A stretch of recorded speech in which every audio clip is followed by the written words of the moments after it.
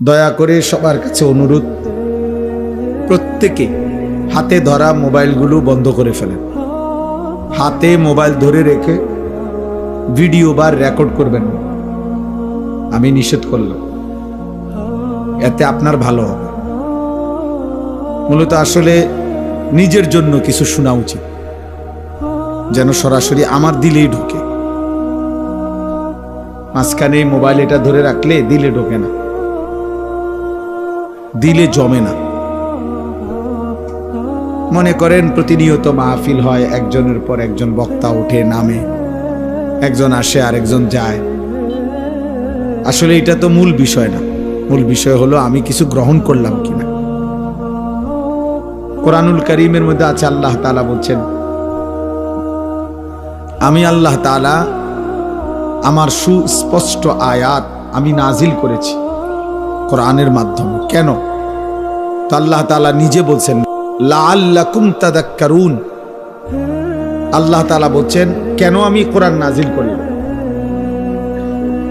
যেন তোমরা উপদেশ গ্রহণ করতে পারো। কোরআনুল কারীমে আছে, আল্লাহ তাআলা বলছেন, ইয়াইযুকুম লাআল্লাকুম তাযাক্কারুন। আমি আল্লাহ তাআলা এই কোরআনের মধ্যে তোমাদেরকে ওয়াজ করছি। কেন? লাআল্লাকুম তাযাক্কারুন, যেন তোমরা উপদেশ গ্রহণ করতে পারো। একই বক্তব্য আল্লাহ তাআলা কোরআনুল কারীমে বলছেন মুসা নবীকে, যে সর্বনিকৃষ্ট কাফের ফেরাউন, তুমি তার কাছে যাও, গিয়ে তাকে কালেমার দাওয়াত দাও, আল্লাহর দিকে দাওয়াত দাও। কেন? আল্লাহ বলছেন, ওকেও বলো আল্লাহর কথা, লাআল্লাহু ইয়াতাযাক্কারু আও ইয়াখশা, হয়তো সে উপদেশ গ্রহণ করবে অথবা আল্লাহকে ভয় করবে। তাহলে দেখেন, এক ফেরাউনের কাছেও আল্লাহর কথা বলার, শোনানোর মাকসাদ উপদেশ গ্রহণ অথবা আল্লাহকে ভয় করা।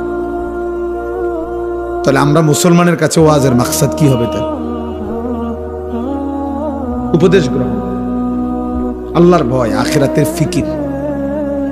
তাহলে ন্যূনতম যদি কোনো মানসিকতা না চেঞ্জ হয়, হৃদয়ের মধ্যে যদি কোনো টানা পড়া অনুভূতি, বিবেকের যদি কোনো অনুভূতি না আসে, এর চাইতে ঘুমাই থাকলেই ভালো ছিল।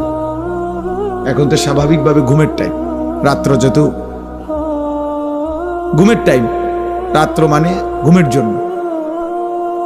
তো সেই ঘুমকে কোরবানি করে যদি কেউ বসলেন, অবশ্যই এটা ভাবা উচিত যে আমি কিছু গ্রহণ করলাম কি।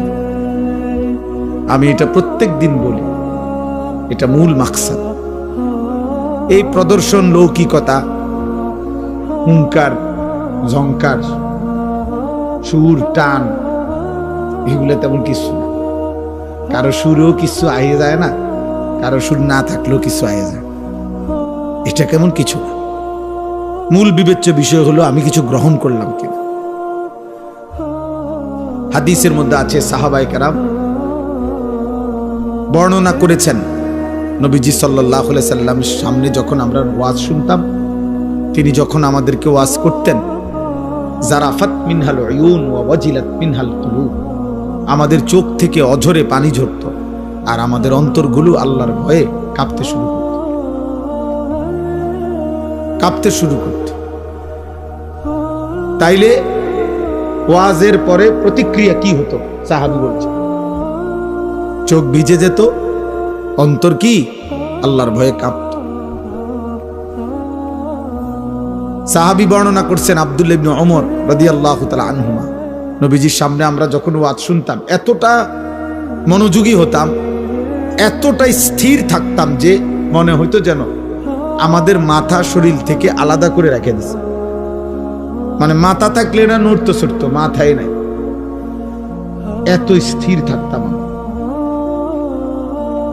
হযরত বারা ইবনে আযিব রাদিয়াল্লাহু তাআলা আনহু বর্ণনা করেন, নবীজির সামনে আমরা যখন বসে ওয়াজ শুনতাম, কাআন্না আলা রুউসিনা তাইর, মনে হতো যেন আমাদের মাথায় আইসা পাখি বসছে।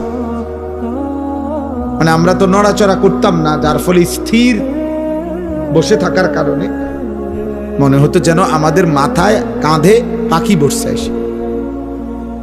এই ছিল সাহাবায়ে কেরামের ওয়াজ শোনার সিস্টেম, পদ্ধতি, সুন্নাত, তরিকা।